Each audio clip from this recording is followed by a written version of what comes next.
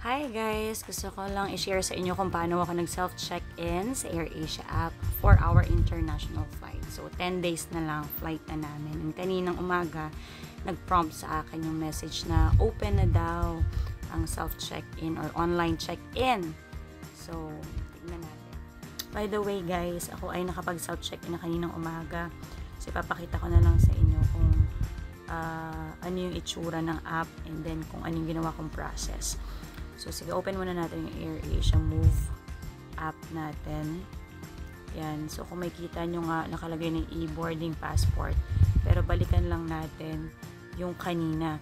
So, kanina, pag open ko ng link kung saan pwede na mag-self-check-in, ang lumabas sa akin is ilalagay mo yung mga important details mo, like personal details, rather.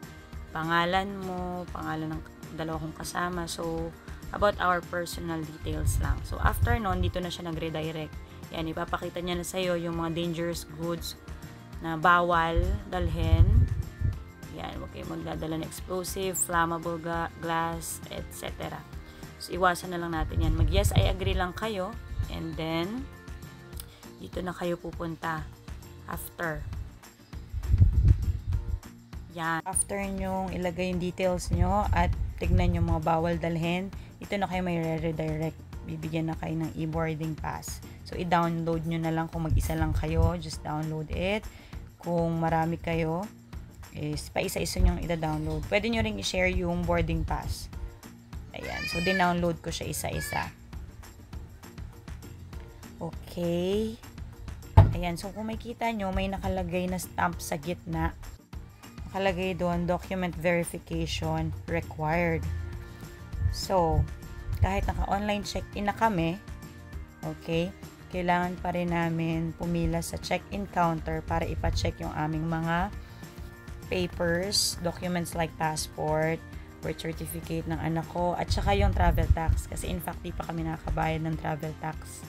Kaya doon na ako magbabayad sa airport. Kaya kailangan talaga naming dumaan sa check-in counter. So, para saan yung check-in, online check-in namin, I can say na just for seat, yung aming seat ay na-secure na namin yung aming uupuan. Pero para mapadali yung pagpunta sa gate, I don't think so kasi pipila pa rin kami sa check-in counter. Ayan, nakalagay dyan, your check-in is confirmed. However, we need to verify your travel documents. Please go to any document check or check-in counters with the travel documents needed. So, yun na.